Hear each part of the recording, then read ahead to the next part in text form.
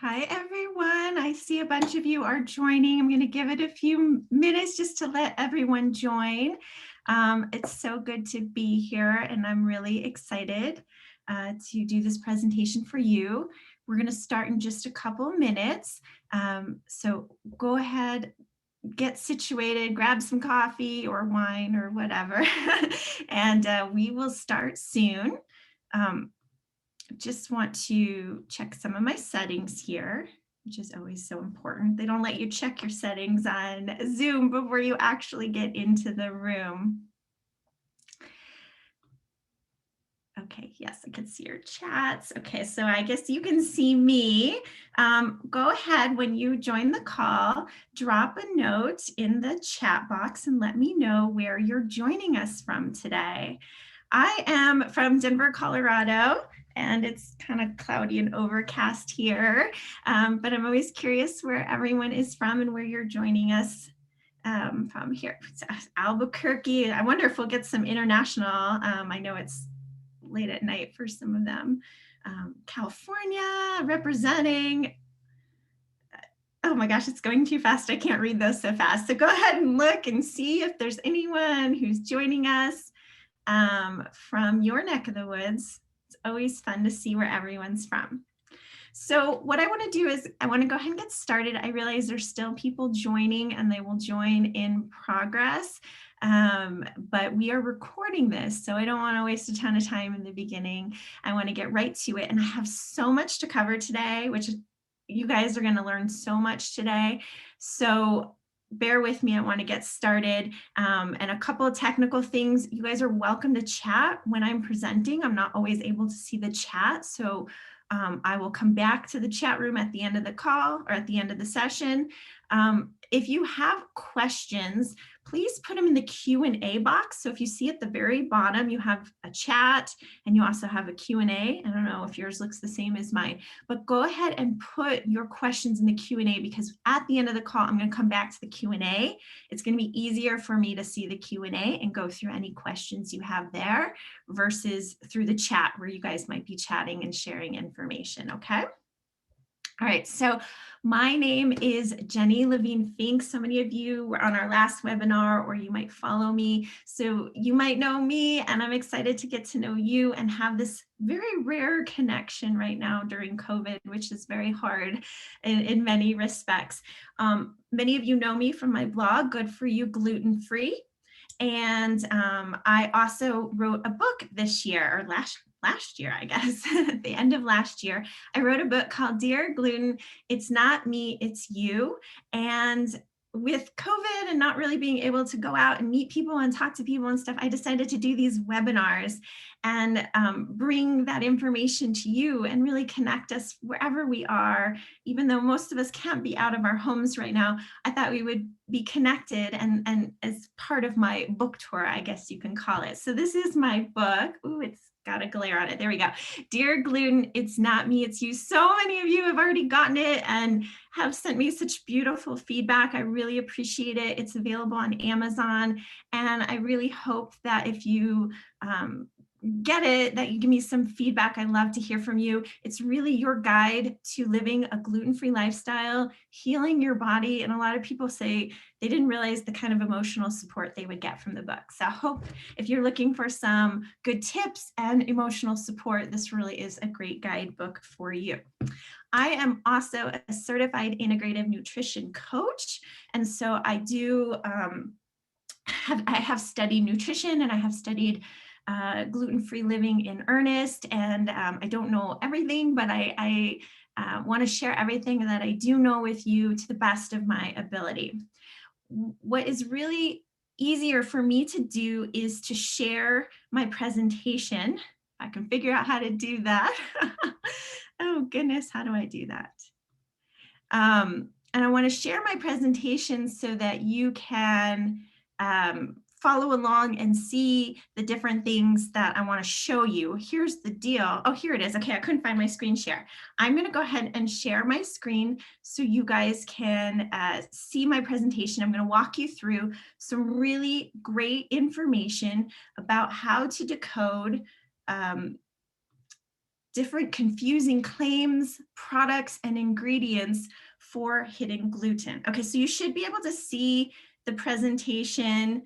I don't know if you can see me too. I'm gonna minimize my seeing myself because it's no fun to present to myself necessarily, but you should be able to see my screen right now. And if you can't, just, I don't know. I don't know what to do. I hope you can see it. Oh, I can still see. If you can't do it, I can look here in the chat and tell. So hopefully you guys can see my screen. Yes. Okay, I got a yes. That's great. Okay, let's close that out. All right. So first things first, I want to thank Crunchmaster. Many of you have already tried Crunchmaster crackers. They're so crunchy, delicious, made with clean ingredients, certified gluten-free. And when I shared this idea to do these educational webinars with Crunchmaster, they were on board to partner with me right away. And that is how we've been able to make all of these webinars that I'm doing and information sharing to help all of you. That's how we're able to do them for free. So thank you so much, Crunchmaster. And I have some Crunchmaster goodies for you at the end of the call, so stay to the end and I will explain how you can get in on the Crunchmaster action. So thank you so much, Crunchmaster. I really couldn't have done this without you. And they just gave me a lot of free reign to be able to share the information that is important to our community with all of you, because they truly do care about the celiac and gluten-free community. They are big supporters, not only of my platform, but also of the Celiac Disease Foundation and Beyond Celiac and some of the important organizations that are serving our community. Okay, so let's see. Okay, here we go. Also, before we begin, I want to mention that I'm not a doctor and this information is for informational purposes only. If you're going to make any changes to your diet, you need to discuss that with your doctor. We're going to be talking about some tricky label situations as well. And those are things maybe you don't need to talk to your doctor necessarily, but you may need to talk to manufacturers. You may need to do more homework. So always remember to do your own due diligence. This is really truly an informational presentation and things can change, right? So it's important for you to use your own judgment and do your own homework on everything. And this is what we're going to cover today. Here's a quick overview of our agenda. We're going to talk about current labeling laws, just a brief overview. Then we're going to talk about how to decode those confusing claims. And I know you guys know what those claims are, you know, the may contains wheat kind of claims. We're going to talk all about that. We're going to talk about tricky ingredients and how to decode them for hidden gluten. And then I'm going to tell you about your free gift, actually free gifts.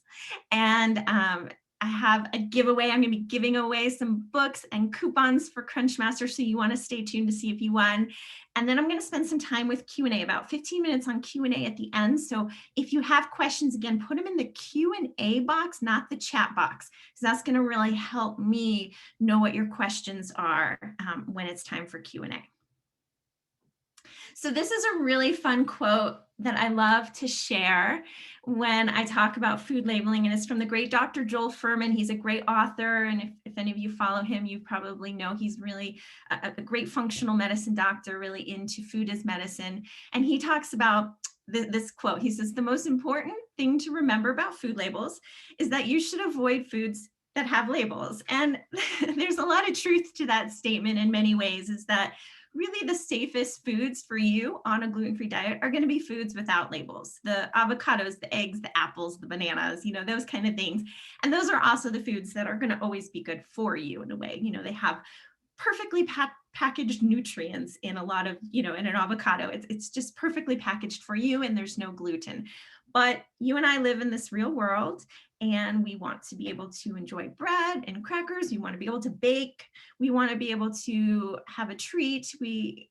Sometimes we buy convenience foods and these things have labels and we need to know how to decode these labels. So I am here today to kind of tell you how to navigate these tricky situations, and you're going to find yourself in them for many years, whether you've been gluten-free for a few weeks now or you've been gluten-free for almost 9 years like me. You're going to run into tricky situations. You're going to still be having to research and reach out to companies, but if you eat foods that are naturally gluten-free, you're not going to have any of those issues at all. But we live in the real world, so let's go on with this presentation because we're going to be talking about foods that actually have labels.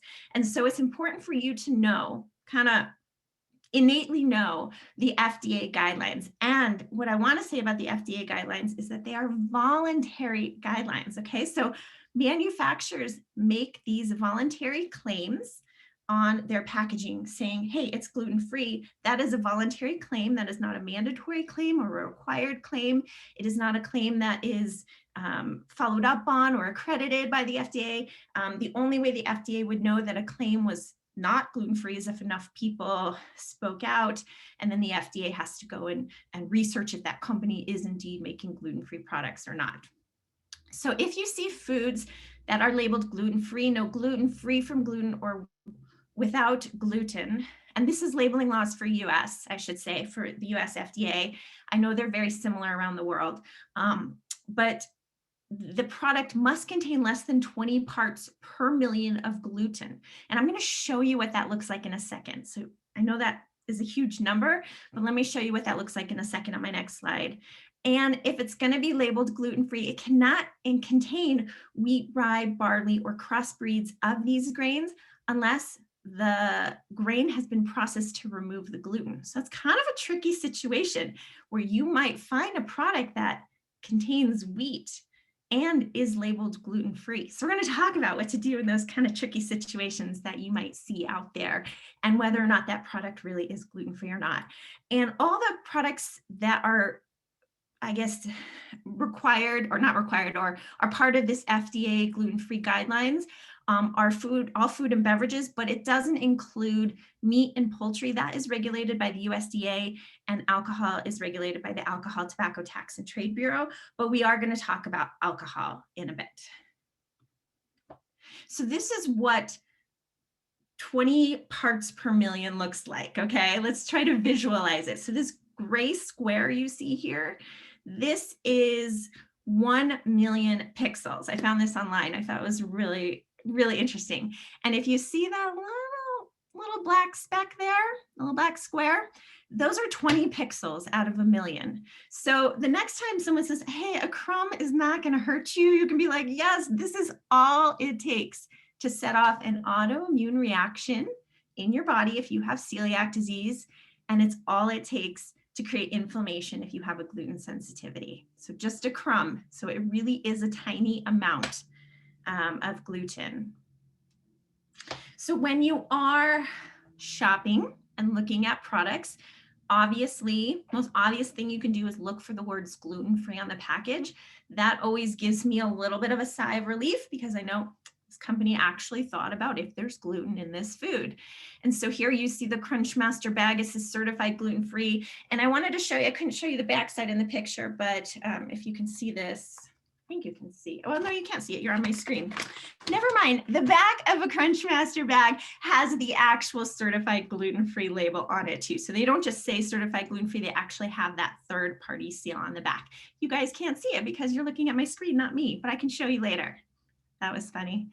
All right, so the best option though is certified gluten-free. So there is a difference. Gluten-free, voluntary claim that any company can make. Certified gluten-free is this claim, this gluten-free claim has been validated by a third-party agency or third-party company. These are actually for-profit. Many of these are for-profit companies. Some are not, but you can see here the certified GF label. I think you can see my pointer here. That is what most of you see on products. It actually is on 60,000 products from 51 countries. That is the official seal of the GFCO, which stands for the Gluten-Free Certifying organization, and it's part of the gluten intolerance group, the GIG, but they are moving to this logo, the green and purple gluten-free G logo that you see there with the gfco.org on the bottom. They are moving to this, and I think it's because this circle GF has been used so many times almost generically that people, it's not instilling the same trust. And so I think having a more distinguished logo is going to help you identify this product as, yes, legitimately certified gluten-free by the GFCO. And you can see some of the other labels out there from the National Celiac Association, Beyond Celiac, Canadian Celiac Association. This is the little wheat here with the X. That's a certified gluten-free logo in Europe and the UK. And you will actually see the certified gluten-free NSF logo on a lot of products as well. And again, a lot of them are looking for, does this company meet the FDA guidelines of 20 parts per million or less of gluten? And I think some of them are actually looking for 10 parts per million or less. And if I'm not mistaken, one of them only certifies products that are 5 parts per million or less of gluten. So they're actually, some of these agencies are even stricter than the FDA. And I just want to say, don't be fooled by clever graphic designs. So here you can see the little circles around gluten-free logos that are not official certified gluten-free logos, but they kind of look like it, right? So just don't be fooled. It's still a gluten-free claim, but that claim has not been verified by a third party. That's kind of the background on those. Now, I will say with Bob's Red Mill, just a quick update on that. A lot of their products are moving to certified gluten-free, which is fantastic. I think it's a great move for the company, but they also have dedicated gluten-free manufacturing facility, and they also have really stringent quality control and processes in place to test for gluten. So this is definitely a company you can trust, even though it's not all their products aren't certified gluten-free. I can't speak to every company though. I can only speak to Bob's just because I've done a lot of research on them. So let's now move into talking about how to navigate these tricky situations that we all find ourselves in. I know I find myself in these situations even 9 years into being on this gluten-free diet.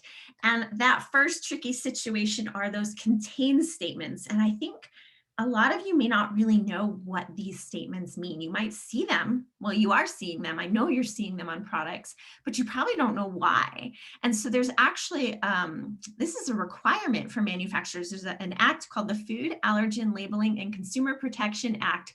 Whew, that's a mouthful. But this act requires food manufacturers to disclose if their product contains any of the top 8 allergens. And it has identified those 8 allergens as wheat, soy, milk, eggs, tree nuts, peanuts, fish, shellfish, okay? And you should note that yes, one of the top allergens is wheat, but gluten is not technically an allergen. It contains wheat is an allergen, barley is an allergen, rye is an allergen, but gluten is not. Gluten is a protein found in these different grains.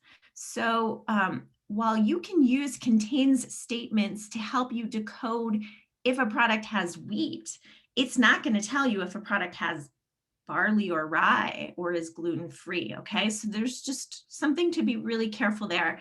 Now, you're going to either see this disclosure, because it is a mandatory disclosure. You're going to either see it, if you see right here, the contain statement kind of bolded at the bottom of an ingredient list. This one's really clear. I really like this product because they are so clear about their disclosure there. Or you're going to see it in plain English in the ingredient list. And this company bolds, not all company bolds the allergen. We can see eggs is bolded. And if it's a word that people don't know, like sodium caseinate, you may not know that that is milk. It must have a parentheses or say milk somewhere on the ingredient label. So it's really a mandatory labeling in plain English, which is really helpful, but also kind of confusing for the gluten-free world because it only gives us partial information. It's giving us information that, yeah, no, this product contains wheat, but it doesn't say anything about gluten.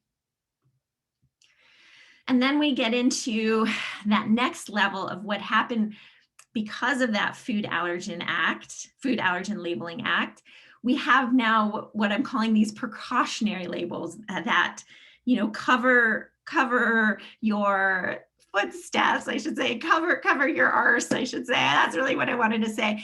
Kind of labels, and companies aren't sure what to do when they're using shared equipment or shared facilities. They're not sure if they need to disclose that one of those 8 allergens is in the food, is in that product. And so you're seeing these real confusing statements these days. May contain wheat. Okay, well, does it? I don't know. Manufactured in a facility that uses wheat. Manufactured on the same equipment. I mean, these are so confusing. Like, does that mean I can eat it? I don't know. And so let's just talk about a few of these that I see the most often. So here's the 3 that I see the most often. One is manufactured on shared equipment with peanuts, soy, but you see that, and wheat is one of them, okay? So that means they're using the same equipment, the same lines to package and process this item as they are items that have wheat in it. And they may or may not be cleaning that equipment. That I can't tell from the package. I could probably contact this company if I was really desperate to eat this product. But regardless, I'm going to say this is a thumbs down, a no, because there's so much risk for cross contact with wheat in that facility, in that process. It's the same equipment. So if you see the same equipment, put it back on the shelf. It's just not worth it. And you're going to find another product very similar to that that is safe for you, especially if you shop at food stores that have more gluten-free kind of foods or whole foods, things like that. So then the middle one you see here, this one contains, its contains statement has tree nuts and soy, which are 2 of the top 8 allergens. It also has that lovely may contain milk, other tree nuts, peanuts, and wheat. And so when I see a may also contain, it's in my mind telling me this is code for manufactured on shared equipment or in the shared something. And so I would avoid that as well, because if they think it may contain wheat, it is not worth it to me to eat. Again, it's not saying anything about gluten, but it is saying something about wheat, and I would put that back on the shelf unless I saw a gluten-free claim or certification on the packaging. Then I might be like, well, I might feel safe. It has been tested that it does not contain gluten. Again, this is a judgment call, and every product's going to be different. And then I'm back to this one. You saw this package before, but here's one more disclosure we didn't quite look at. Manufactured in a facility that also processes wheat and peanuts. And this one is one of those I could go either way kind of ones, right? Because in a facility, I mean, these manufacturing facilities are huge, right? They could be down the hall a mile away in a sense. In many cases, it can be even next door in a completely different room. So in a facility doesn't bother me as much if I really, really wanted that product. And I felt like the labeling was good. I felt like the claims were good. I felt like it was legitimate. Manufactured in a facility doesn't bother me as much as it would be on shared equipment or may contains. So that's just kind of one of those statements that's very confusing, and it came out of that Food Allergen Labeling Act, and you're going to see it all the time now. Okay, so I hope that kind of helped you with some of those confusing claims. And if you are confused and you really want to eat something, it's always wise to contact the company. I will tell you, most of the times when you contact a company, you'll get, please check with your doctor. We can't, we haven't verified if this product is safe for you. Check with your doctor if it's safe. And so, like, you're not going to call your doctor and say, hey, can I eat these peanuts? Like, you're not going to do that. So it's probably not okay to eat, and just being that extra level of safety, just don't do it. So then you run into products that you may want to eat that omit any sort of gluten-free or even a may contain claim. And it's confusing, right? So confusing because you're not sure what to do. And so I wanted to decode this Ortega taco seasoning mix because I just thought it was just an interesting one with the kinds of ingredients in there for us to decode if this was safe for you to eat or not. So you can see there is no gluten-free claim anywhere on this package.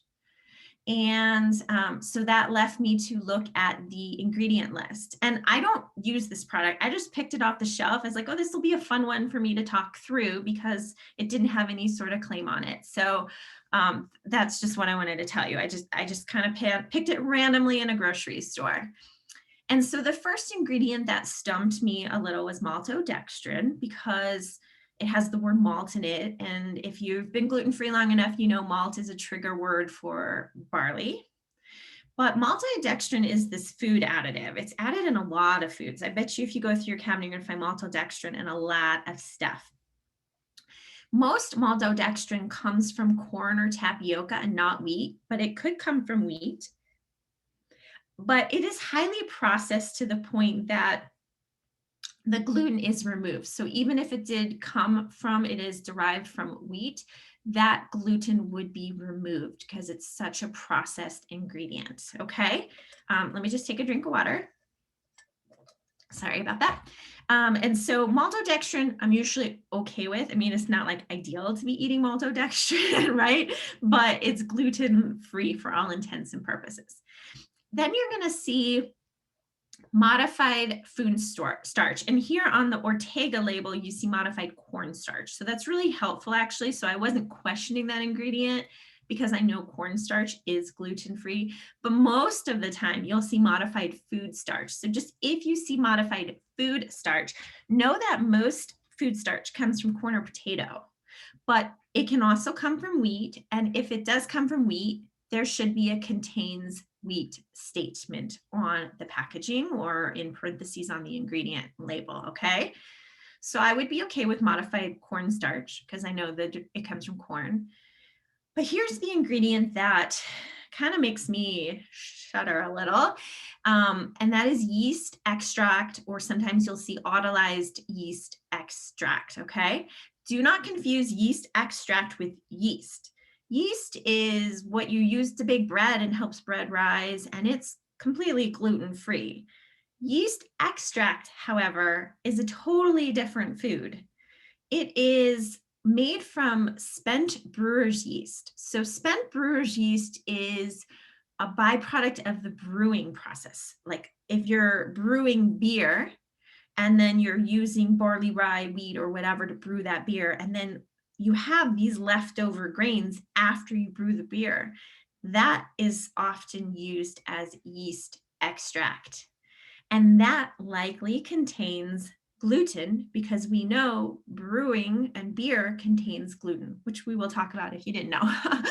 And so if you don't know the source of the yeast extract and the product is not labeled gluten-free, this is a product that I would put back on the shelf because yeast extract can come not just from wheat. So if I don't see a wheat, so there's no wheat, but it can come from barley, rye, or other gluten grains. So let me show you something just to prove my point. This is again another product found in the grocery store, Knorr vegetable bouillon cubes, and you can see the yeast extract on the ingredient label, and next to it is barley. Now, Knorr does not have to disclose that this has barley. That is a voluntary disclosure. They would only have to do it if it was wheat, because wheat is only considered one of the top 8 allergens, not barley. But I just want to show you that yeast extract can come from gluten grains, okay? So that is an ingredient to be careful about. Now, if the product is labeled gluten-free and contains yeast extract, then you know it's okay. So I did contact Ortega. I just said, this is part of the experiment and fun. Ortega is owned by B&G Foods. And they said, if our products are not labeled gluten-free, we have not analyzed it for gluten content, and it's possible that the ingredients may have come in contact with gluten. So they did send me a list of products that are gluten-free, and they do have other gluten-free products, but this one has not been tested, and it's possible it's come in contact with gluten either during or prior manufacturing. And so again, just put it back on the shelf, not worth it. So let's go on to talk about another confusing ingredient in the gluten-free world, and that is oats. And I know you guys have heard some people telling you, you can't eat oats, you shouldn't do this, blah, blah, blah, blah. You can eat oats. Oats are naturally gluten-free. There's a small percentage of people with celiac disease who cannot tolerate oats. That's a whole other story. There's cross-reactivity with oats, and there's testing you can do if you think you are cross-reactive to oats. But the vast majority of people on a gluten-free diet can safely enjoy gluten-free oats. And that's the key, is that they must be labeled gluten-free. So you're going to have two different kinds of oats that people talk about. Purity oats are those, purity protocol are oats grown on dedicated gluten-free fields, and commodity oats are oats that are grown on regular oat fields, which we know, well, maybe you don't know, I should back up. Oats are grown in rotation with wheat crops. And so oats are naturally gluten-free. They do not contain the protein gluten in them, but they are highly contaminated with wheat during the growing and harvesting process. And actually, there's been several studies, and one study that I'm going to cite here, that they tested various oat products on the market, and they found that on average, they contain 200 parts per million of gluten. And so there's quite a bit of gluten in the average oat just because of cross-contamination.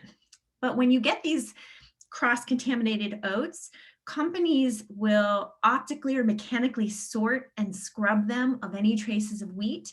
And that is what a commodity oat. So a commodity oat has come in contact with gluten, but it's been cleaned to the point that there is no wheat or any traces of wheat on the oat, okay? And so purity protocol oats are going to be more expensive. They're going to be harder to find, and less companies are going to be able to have access to them. And then you have companies like Quaker and Bob's Red Mill who produce a lot of oats, and they need either to use a mixture of purity and commodity or all commodity oats because they have huge demand for their products. And they want to keep their prices low, right? So truly, you can eat purity protocol oats or commodity oats. It doesn't matter, as long as there has been some sort of rigorous and precise validation testing, and that you're able to see those results, that the company is transparent with you in how they're testing, and that they can guarantee that their oats contain less than 20 parts per million of gluten, okay? So it doesn't matter what kind of oats, okay? Don't let people say, oh, you can only eat purity protocol oats. Not true, because even if it's purity protocol oats, you still want to know that that company has strict testing measures in place, okay?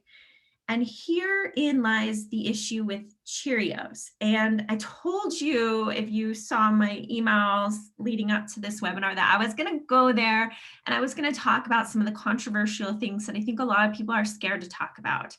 And Cheerios is one of those that's really confusing because it's labeled gluten-free, right? Which we know is a voluntary thing that companies can do per the if they meet the FDA guidelines. But a lot of celiac people are still nervous to eat Cheerios, and they still bash Cheerios and all this stuff. And so I'm going to tell you why. I'm going to tell you I'm Cheerios neutral here, because I'm really happy when companies are trying to serve our community. I definitely want them to serve us right, though. Okay, so therein lies the issue. So Cheerios is using those commodity oats that they're optically and mechanically sorting and scrubbing, so they're cleaned of any gluten. And their products are, for all intents and purposes, gluten-free. Cheerios are gluten-free. Not all Cheerio flavors, but many of the Cheerio flavors that are labeled gluten-free are gluten-free. But a lot of people in the celiac community take issue with their testing, and the way that their batch testing and their quality control measures are not as strict as companies like Quaker Oats or Bob's Red Mill. They're different. And I have a link down there to the glutenfreewatchdog.org, and she's written all about why. It's actually quite complicated, but the testing is not satisfactory to a lot of people in the celiac community.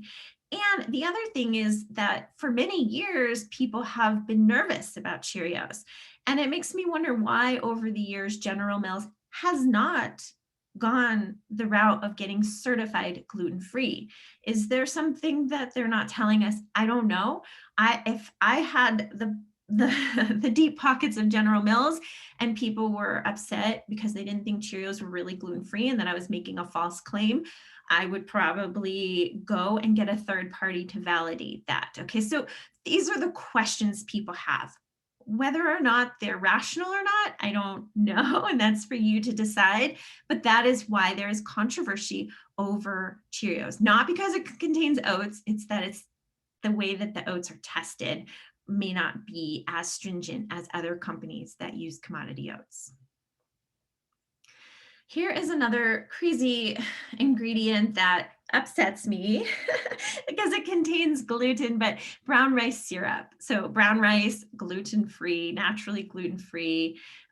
But when they make brown rice syrup, which is a sweetener, they sometimes use barley enzymes in it. And that's super frustrating because yes, it's brown rice, but it likely contains barley. So you want to look for that gluten-free label. And if you see a gluten-free label and the product contains brown rice syrup, you're good to go. If you don't see that gluten-free label, you might be eating gluten. I would put that product back on the shelf. Wheat starch, fun product. Oh man, this product makes my head spin a little bit. Wheat starch, Codex wheat starch, and gluten-free wheat starch all mean the same thing. But wheat starch is the starchy part of the wheat grass that does not have the protein, the gluten seed in it, okay? So you have the starch part of the wheat plant and you have the protein part. And so the starch is just truly separated from the gluten protein in wheat. And a lot of char products outside of the US. I don't think I've seen it here in the US, but outside of the US contain wheat starch. Now, Char is only a gluten-free company. They only make gluten-free products. And when I traveled through Europe a few years ago, I lived on Char. Char was life. Char was everywhere. It is truly the largest gluten-free brand throughout Europe and the UK. Here in the US, it's definitely popular, but maybe not as widespread, and you don't have the same products, the same amount of products. But these Char waffles contain gluten-free wheat starch that has been certified gluten-free. This product has been tested to contain less than 20 parts per million of gluten. Obviously, if you can't eat wheat, for either allergy purposes or a lot of people will say they can't eat wheat because just wheat in general is bad for them. Again, diet is everyone's an individual and unique, so you know what is good for you and what doesn't work for you. But for all intents and purposes, gluten-free wheat starch is safe for you to eat if you feel comfortable. So let's talk about alcohol. I'm going to get a drink before we talk about it, but I'm drinking water, I promise. Okay, so that was poor timing to get a drink, right? As we're going to talk about alcohol, but here's another one of those, you have to use your best feeling on it, I guess is the right way to say that. So all distilled liquor is technically gluten-free, even if it's distilled from a gluten-containing grain. And this is something that's been hard for me to digest a little bit because I'm nervous to drink something from whiskey that would have come from distilled from wheat or something like that. But there has been a lot of study and a lot of information on this, and if it is a distilled liqueur, it does not contain gluten. So you can enjoy pretty much all distilled spirits. Now you can, if you feel a little sheepish about it, which I get because I personally feel a little sheepish about it, you can get a lot of these distilled spirits that are derived from other grains. So like you can get potato vodka, and tequila it's actually from the agave plant, not a gluten grain. So you can have a lot of alcohol products that don't necessarily even come from a gluten grain if you feel more comfortable. So that's where I usually am. I don't like to drink unless I know it was derived from a gluten-free grain, but again, it technically is fine. If it contains any flavor like malt, it may not be gluten-free anymore. But here's the difference. So we just talked about distilled liquor, And now we're going to talk about fermented or brewed alcohol. And fermented alcohol would be something like wine and beer. And that is only gluten-free if the starting ingredient is gluten-free. So wine is interesting because it's fermented from grapes, and grapes are gluten-free. So wine, for all intents and purposes, is gluten-free and fine for you to consume. Beer, we know, is brewed or fermented from wheat, barley, rye, different grains, and therefore is not safe for you to eat. It's not distilled, it's fermented. So it's not safe for you to not eat. It's not safe for you to drink, I should say. Now you get into a real controversial topic on gluten removed beers. And I know you've all heard of them. I know you've all seen them. They're on menus all around the country. And what these companies do is they brew their beers from gluten grains, and then they put an enzyme in it that breaks down the gluten so it's not detectable, and then they say it's gluten-free. And it may be, but the gluten intolerance group did a study and found that people with celiac disease were still reacting to these gluten removed beers. So at the moment, until we get better testing methods and better verification methods, gluten removed beers are not okay for you to consume on a gluten-free diet. And if you do want beer, I highly recommend looking for beers that are brewed from gluten-free grains. And I'm really lucky. I live in Colorado. We have a really beautiful brewery called Holly Daily, and it's in Golden, Colorado, not far from Coors here in Colorado, but it's made from dedicated gluten-free grains. And if you live in Colorado and Arizona, you can get that. I know there's a ton of breweries in Portland and select cities across the country.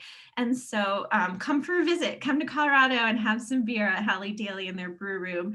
But please don't drink the gluten removed beers until we know more. Okay, right now it's not safe. And here is another confusing ingredient. I really hope you guys are finding this helpful. This was really helpful for me to put together, actually. But wheatgrass is so confusing because it has the word wheat again. But wheatgrass is the leaves of the wheat plant before the seed part even forms. And the seed is where that gluten protein of wheat is. So wheatgrass is technically gluten-free. Obviously, you want to use wheatgrass from validated sources. You know that there's a risk of cross-contamination in the growing and harvesting of wheatgrass.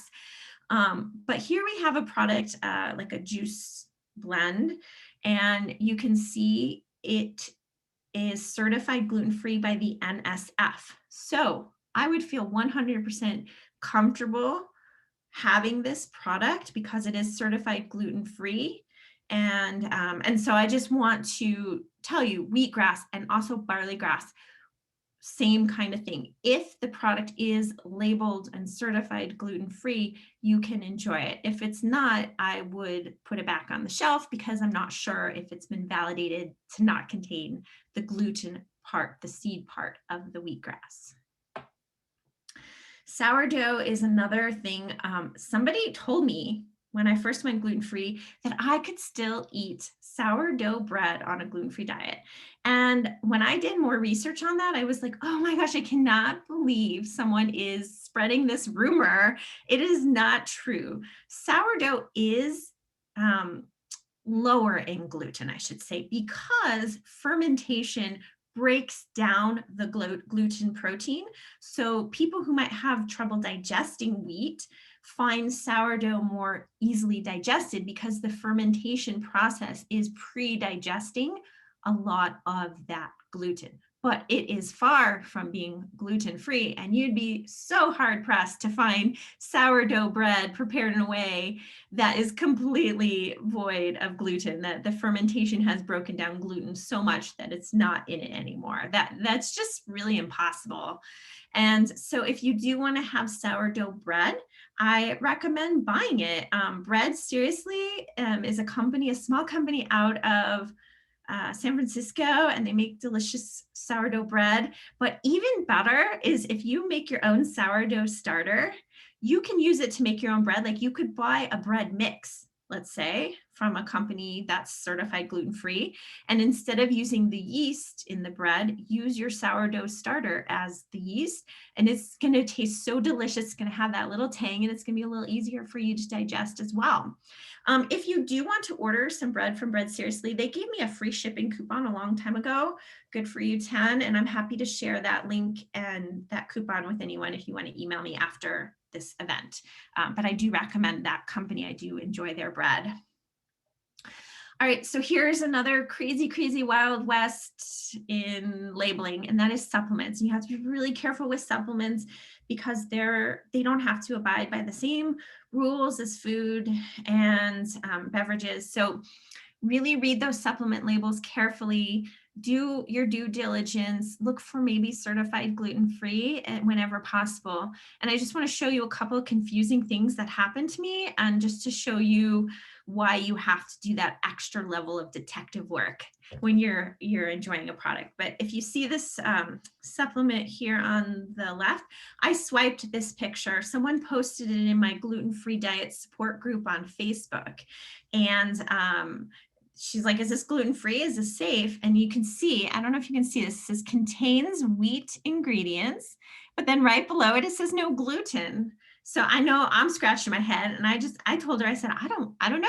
You're going to have to contact the company or just go find a different brand. Like, that brand obviously is not up to par here. They're not paying attention to those details on their label, right?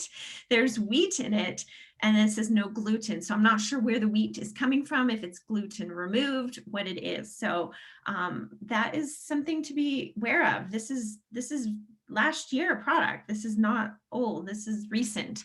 And here's another supplement. This company actually contacted me, and they wanted to send me some of their supplements because they wanted to partner with me. And so I said, well, I'd like to, check them out first. So they sent me some supplements to check out. And when I looked at the label, it said no gluten. Do you see that? No gluten. Perfect. So I just, because I am who I am, I went online and I looked, and I wanted to just check out the ingredient label because I didn't see an ingredient label on the actual package itself. So I went online to look at the ingredient label, and look what I found. Alfalfa, barley grass, and oat grass are in that little supplement. And so I wasn't as worried about the barley grass, to be honest, because I know that wheatgrass and barley grass can be gluten-free if it is labeled gluten-free, but I was really concerned about the oat grass. Again, oats, naturally gluten-free, do not contain the protein gluten, but the way oats are grown are highly contaminated with wheat. And I imagine oatgrass is contaminated with wheatgrass. So I have no idea. So I just went back to the company and asked them, I said, what is this? And is it really gluten-free? Have you had this product tested?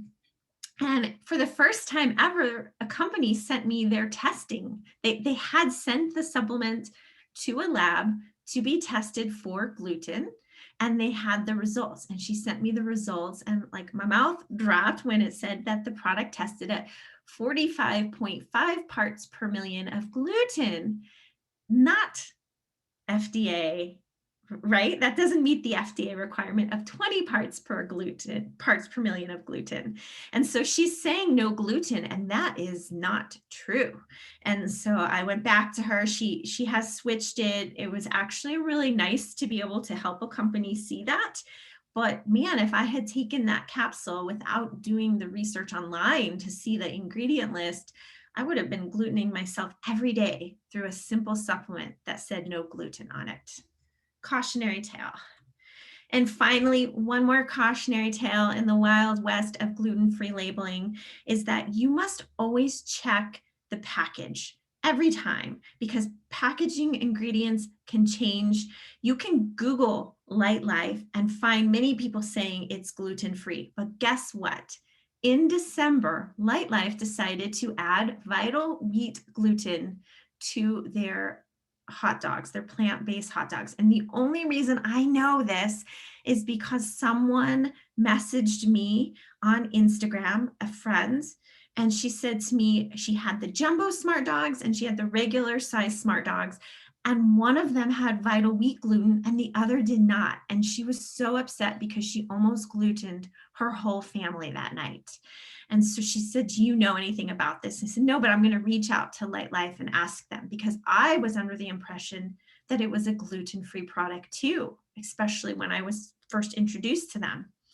And they wrote me back and they said, we've renovated many of our products, including our jumbo and regular smart dogs. And in the process, we added vital wheat gluten. Oh my gosh, why would you do that? So what happened is my friend had the older version of the jumbo dogs that were still, in stock at that grocery store, and they didn't have the wheat gluten. And then they had the newer dogs that were being rotated in, and those had the vital wheat gluten. And anyway, if you were to go Google our Light Life hot dogs gluten-free, you're going to find a mixed bag. And so you can't always trust something even written a month ago if it's gluten-free, because they just changed their formula. If you do want a plant-based meat, Beyond Meat is gluten-free as of right now, right? Things can change, but Beyond Meat has always been gluten-free. And Impossible Burger meat is also gluten-free, but I want to say a year or two ago, it contained vital wheat gluten in it, and they reformulated to take out the gluten, which was way smarter. Like, reformulate to take out the gluten, don't reformulate to add the gluten, please. But so you can actually enjoy Impossible Burger and Beyond Meat instead, and other plant-based meats are gluten-free, some of them. So you just have to do your research, and you have to do it every time. You can't just mindlessly put the Light Life hot dogs in your cart because you did last time. You have to check it every time and look for that gluten-free label. The most accurate information is always going to be directly on that label of that product. And then I want to leave you with my tricky product list. These are the products that piss me off the most, I guess, although I'm going to have to add Light Life to that.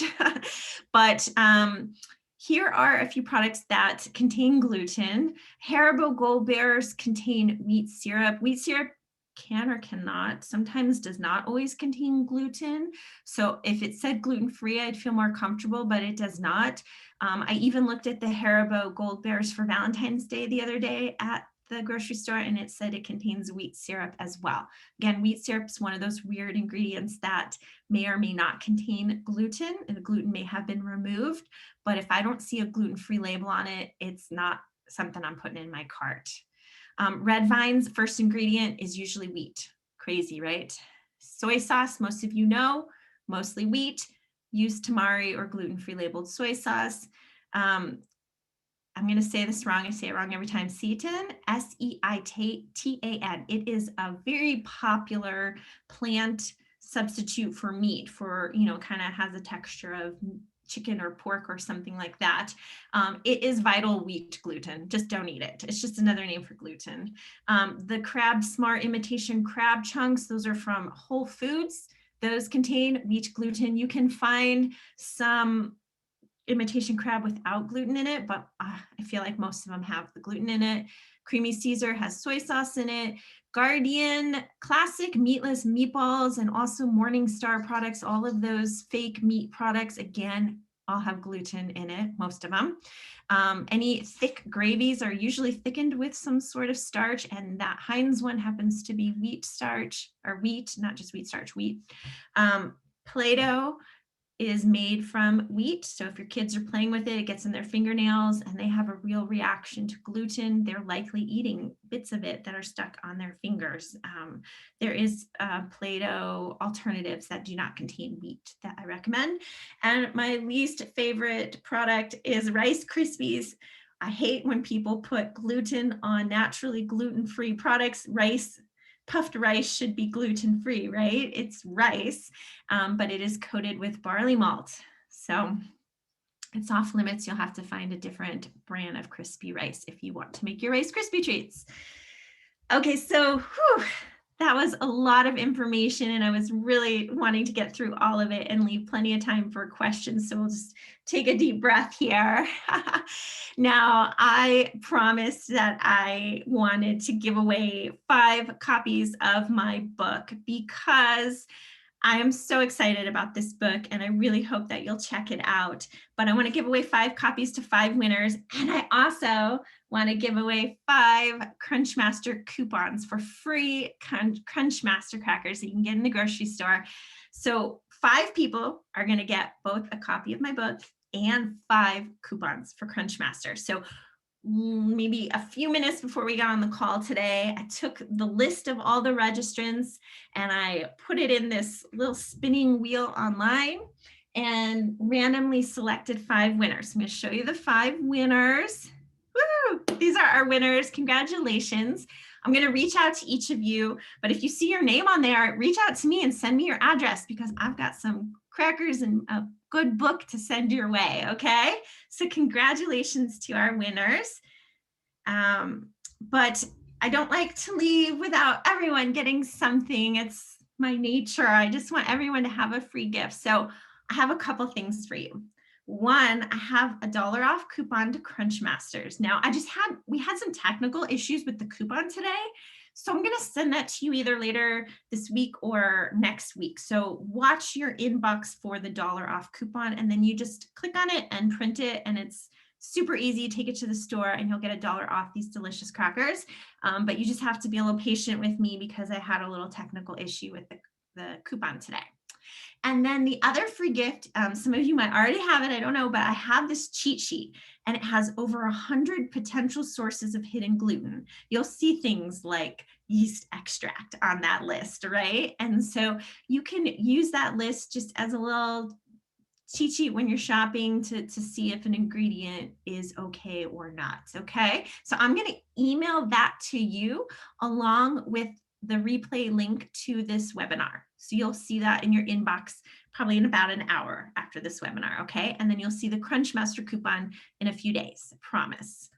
Okay, so I am doing another webinar, educational webinar in February. I will be announcing that soon, so stay on my mail list. I do not send spam, you guys. Stay on my mail list. I only send emails that I think really will help your lives, events that I'm doing, and recipes and information. So stay on my email list and watch for details on our February webinar that I am doing again in partnership with Crunchmaster. And come find me online, goodforyouglutenfree.com. I'm most active on Instagram, so come find me there. I love engaging with everyone on Instagram. And if you have any questions, and as long as you don't take advantage, I am an open book. I really do reply to all my emails. Many of you know that, so you can email me at jenny@goodforyouGlutenFree.com. And I am going to stop screen sharing, if I can figure out how to do that, and come back to chat with you. Oh, here we go. Okay, there we are. I'm back. I hope you can see me. It's so hard to present and not be able to see everyone, but I would love to answer some questions. So I'm going to go in the Q&A. Okay, remember there's a Q&A and a chat box. So I'm going to go in the Q&A section. And I would like to answer questions. If anyone needs to drop off, I totally understand, but I would love to answer questions and stick around for those of you who are here. Sorry, that went a little over. I love to talk. Okay, so I'm looking at the questions now. Okay, so Michael said, how long does gluten stay in the body? That's a great question. I don't know that I have a firm answer on that, and everyone's going to be different. So I don't think I have an answer for that. It's, it's part of the digestion process. I do have some tips on my blog about if you are accidentally gluten, some of the things you can do to help flush out the gluten from your body. So that might help you. Okay. And if you reach out to me, I can send that email to you, that link to you. So I'm going to share a recording. I'm not necessarily sharing the presentation, okay? So that answers someone's question here. All right. Miranda Brewer said, what's the best gluten-free flour to bake with? I've tried pie crust before and it was crumbly and difficult to form.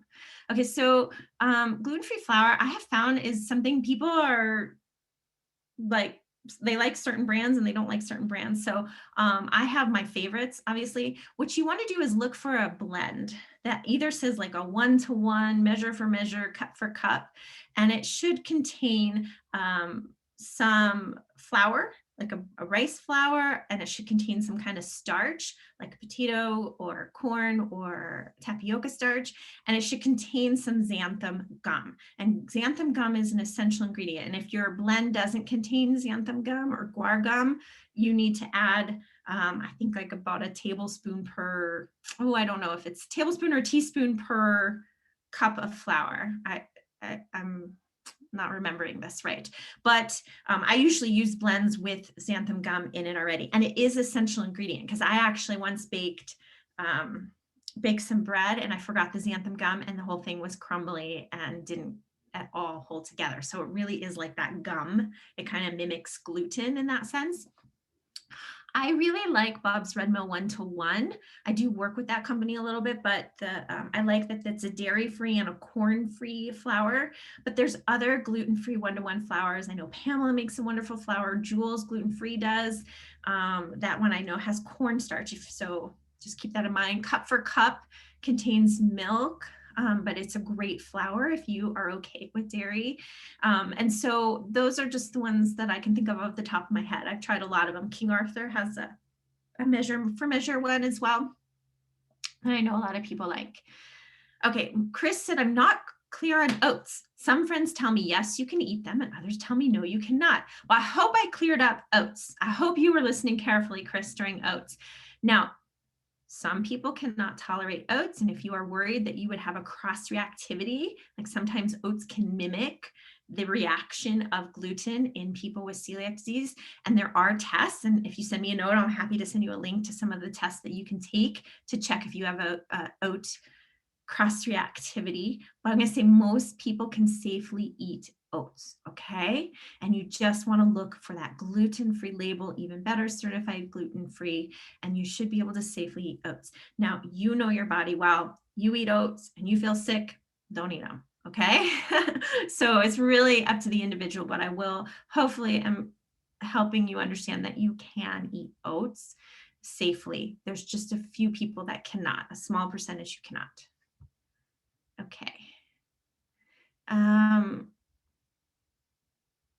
Okay, so Kate said, have you used NEMA? I get a positive in everything I test, even when it should be gluten-free. The tests are quite expensive and now I'm reluctant to keep using it. Okay, so I have been a NEMA sensor user.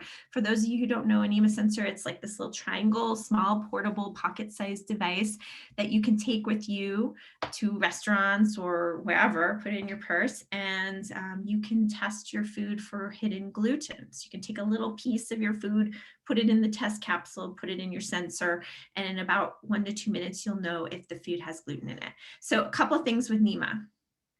NEMA is potentially going out of business.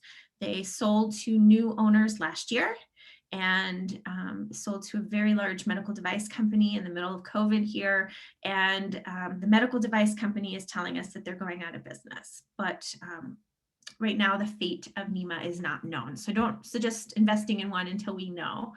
I do not get a positive test in everything I test for NEMA. I actually get mostly negatives, but that's because I mostly test things that I feel like I would eat and I just want a little extra assurance. So it could be that what you're testing, like if you go to a restaurant that you're testing and it's picking up tons of cross-contamination because you're not eating at a safe restaurant potentially, okay?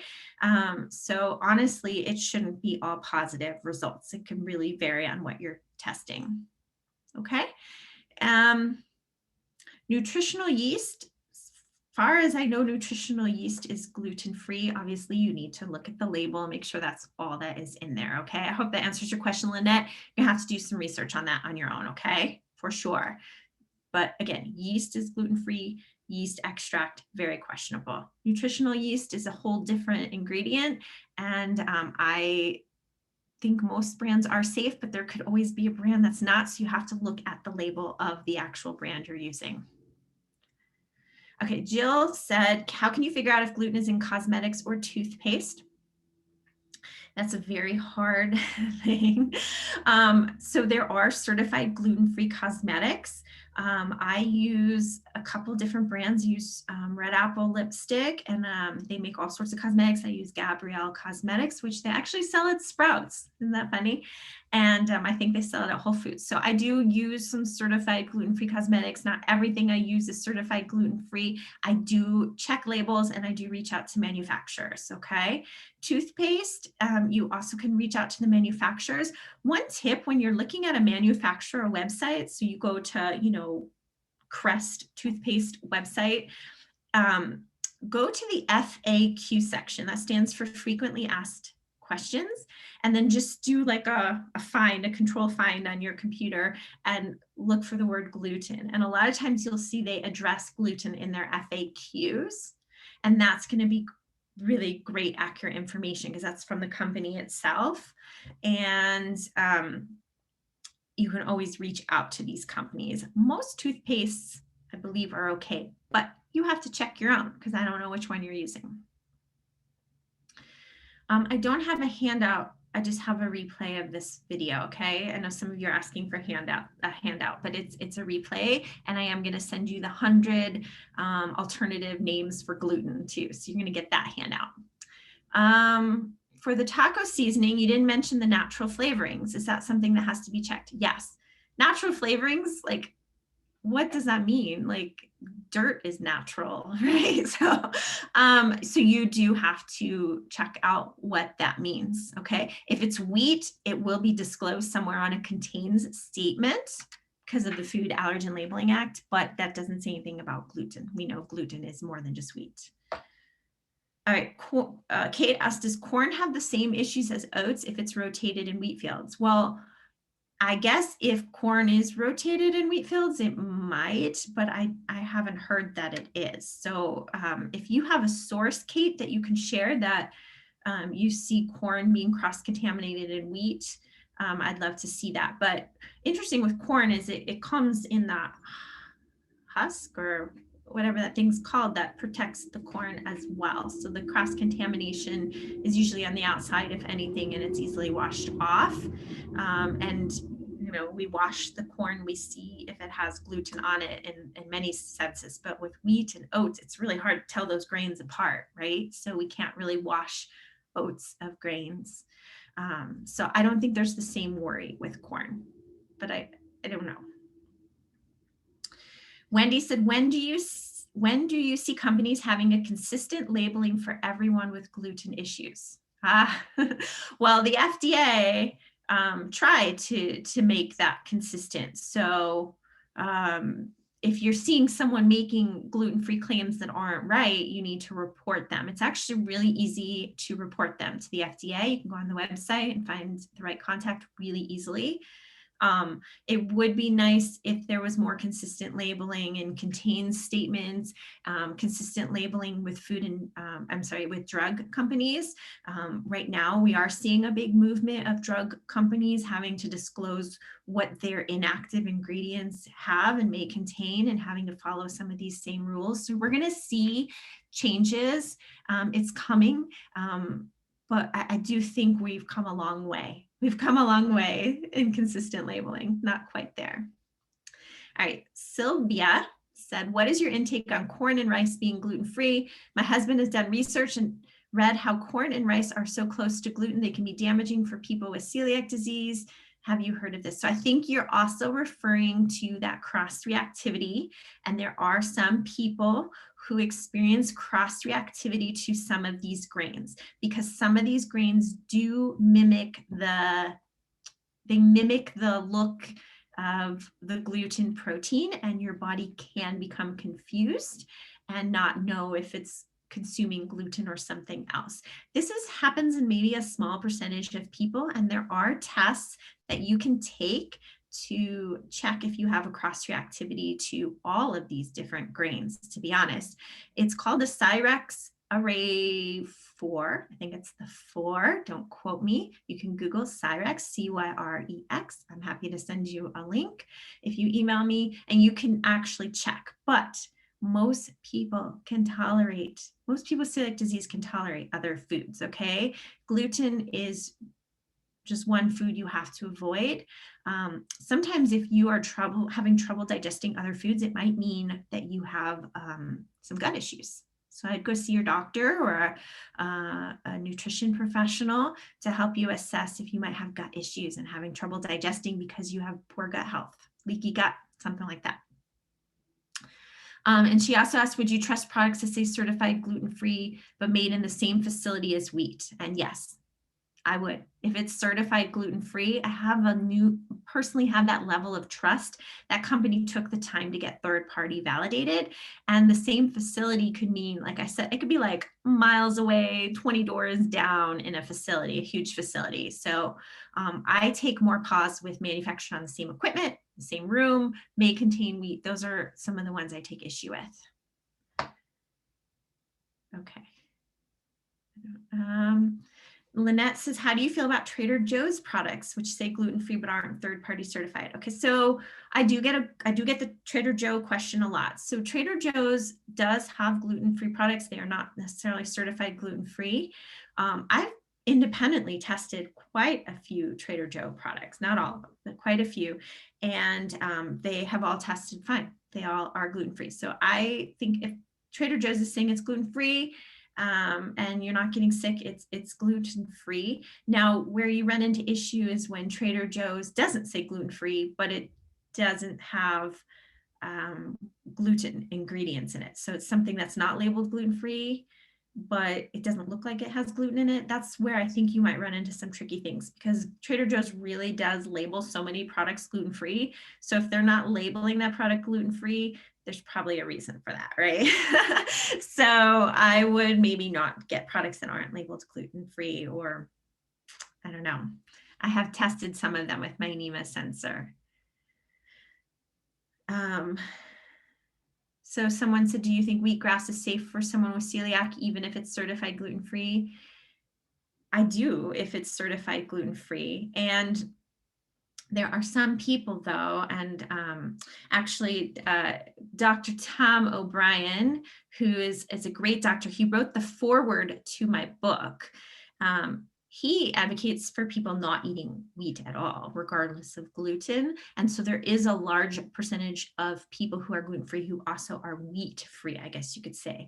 Maybe a wheat allergy, but also wheat can cause inflammation in a lot of people. And so if you're avoiding wheat, don't do wheatgrass, but if you're just avoiding gluten, it's fine.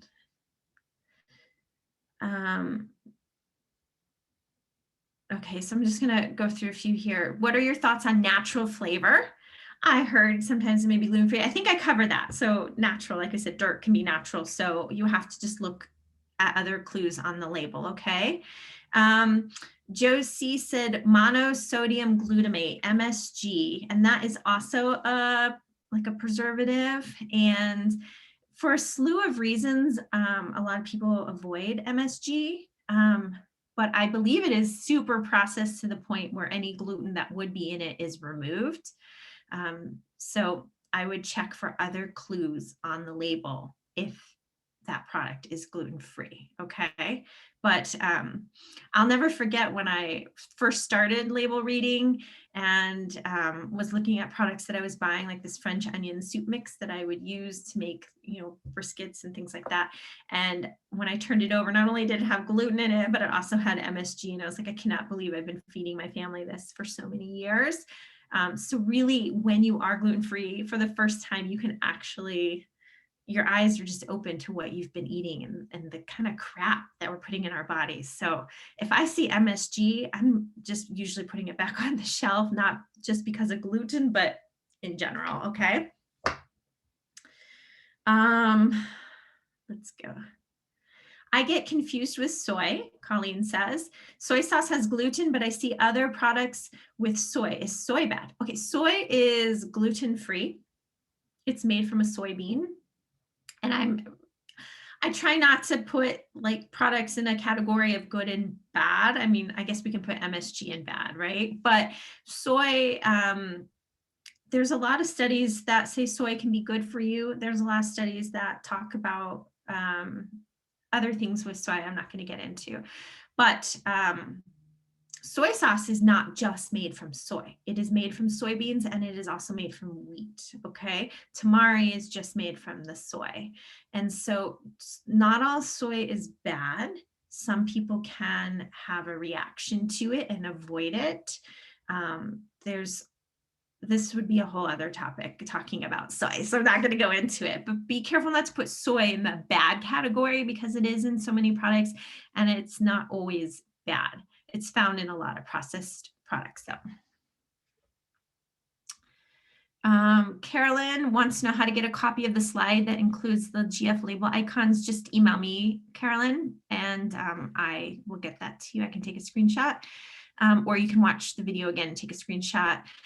Eve says, what's your thinking on beauty products, lotions, and shampoo? Do they need to be gluten-free? My dietitian says no, since I'm not ingesting it. Correct. You have to physically eat gluten to get an autoimmune reaction or inflammation in your body. You cannot get a reaction by handling it. So like I could handle sandwich bread and not get an autoimmune reaction. Okay. So the beauty products are interesting because we know that things that maybe we rub lotion on our hands can get in our mouth. Things that we maybe, cosmetics or lipsticks, things like that are getting in our mouth. They really are. So those are products that you do want to look at being gluten-free. Anything that can come near your eyes, nose, mouth, things like that. Shampoo, unlikely going to get into your mouth. So I don't think you have to necessarily look for gluten-free shampoo. It's going to be harder to find and you're not ingesting it. But things that I'm putting on my hand or near my mouth, I do prefer gluten-free. And the same with hand sanitizer. Bath and Body Works, most of their lotions and hand sanitizers have wheat germ in it. And so I really avoid that brand. I'll show you my hand sanitizer. I like this brand, Everyone, the EO brand. And these are certified. Well, you probably can't see that little thing there, but it's certified gluten-free. So even with hand sanitizer, who knew we have to be careful, right? Cheryl says, I see so much false information about caramel coloring in soda. It seems that it's not an issue. So I don't know. I'd have to research this one a little more, but caramel color sometimes can be from barley malts. And I also know like in Starbucks was saying for a long time that their caramel flavoring was not gluten-free. So caramel could be either. You have to do the research and you have to look at the label or when you're ordering it, make sure that it is gluten-free. Okay, so thank you, Mary. I think I answered the question on natural flavors. I see a lot of you still bringing it up, but I think we're good on natural flavors. Oh, okay. So someone said why the Caesar salad dressing was not gluten-free. It contains soy sauce, and then it says on it wheat, soy sauce, wheat. So it's not the soy, it's the soy sauce. Soy sauce contains wheat, okay? That's why it's not gluten-free. It has wheat in it. Davina says, can we develop a sensitivity to gluten as we age?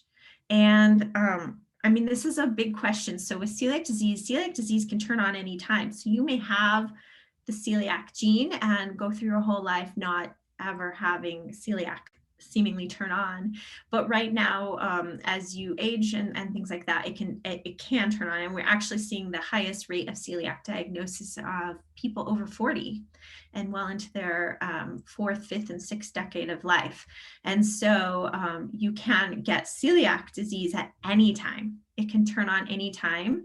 There's many causes. There's 3 specific causes: genetics, and eating gluten, and also the third cause would be some kind of gut change, gut flora change. So trauma, we see a lot of people like when they're actually going through some of these physical changes that those genes turn on. I talk a lot about it in the book and on my blog, so you can learn about that. Gluten sensitivity, I think also can develop with time. It could also be a sign of a leaky gut. A lot of people take these food sensitivity tests and it comes back positive for many things.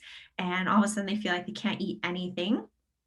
And truth is that it's probably the sign of a leaky gut.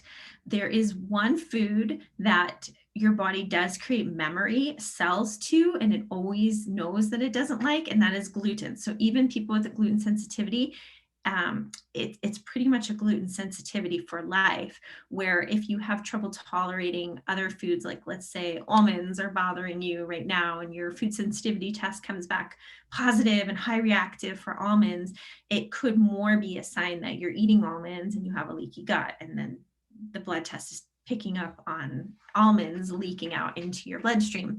And so really fixing your gut, having good gut health is really essential to do before you take any sort of food sensitivity test. But gluten sensitivity, you can definitely, it can worsen with time. And once you have it, you kind of always have it. Can you suggest a gluten-free beer that is easily available? I cannot. I don't drink a lot, so I don't know. But I have on my website a alcohol guide that I've well researched, and on it I do list a bunch of the gluten-free breweries and where they are. So check that out. I know there's rules on selling beer across state lines. I don't quite know all of that in some of these smaller breweries, I think. So you're gonna have to check and see if you can find some local to you. It's not always easy, I know. I feel lucky to live in Colorado and have it accessible. What grocery stores typically have the most gluten-free items? I have found Sprouts, Whole Foods, and Natural Grocers. This is what I shop at here in Colorado. But the crazy thing is I am seeing so many more gluten-free brands at Walmart, at Kroger, at Albertsons, Safeway, at Target, Super Targets. And so really I am seeing gluten-free everywhere. And it could be that I live in Colorado that we're seeing more of that. I don't know that it's in every place, but I'm really excited truly about Walmart because there's they have a huge gluten-free aisle. And then if you can't find products in the store, just order them online, like order them on Amazon, Thrive Market, or from a lot of these companies sell their products directly on their website with good coupons. Okay, so that's a good thing to look at. Okay, vinegar, rice vinegar. So funny, I took out the vinegar. I had it in my presentation. I took it out because it was too long, but vinegar, again, follows that alcohol rule. If it's distilled, it's technically gluten-free no matter how it's derived. If the vinegar is fermented or brewed, it depends what the grain it was brewed or fermented from. So in the case of rice vinegar, it's actually fermented. I do know rice vinegar is fermented from rice. Obviously, you want to check labels, make sure there's nothing else weird in there. Okay, so you should be fine. But if it's fermented from barley or something like that, it would not be fine. That vinegar would not be fine. Okay, I'm going to do 2 more questions and then I'm going to let y'all go. What is your favorite gluten-free brand? Any category? Oh gosh, well, I love so many brands. You'll have to just follow my blog and Instagram. I talk about all the brands I like. Okay, then someone said, Rice Krispies are not gluten-free. I've been making treats ever since diagnosed with celiac and haven't felt a reaction. I guess I haven't paid close enough attention. Yes, Rice Krispies contain barley malt. They're coated with barley malt. So stop eating Rice Krispies, please. And there are other brands. I think Barbara's makes a crisp rice and 360 degrees or something like that. 99 degrees, something with degrees in it. I don't buy a lot of cereal, but I know there are other cereal brands that have crisp rice that are gluten-free, okay? All right, so guys, there's more questions. If you feel like you have a real pressing question you want to ask me, go ahead and email me. I'm happy to try to respond to your email as best I can. And otherwise, I just want to thank you all for being here. Thank Crunchmaster for your support and making this webinar free. And please, please come back in February for my next session. I would love to connect with all of you again. All right. Thank you again for being here.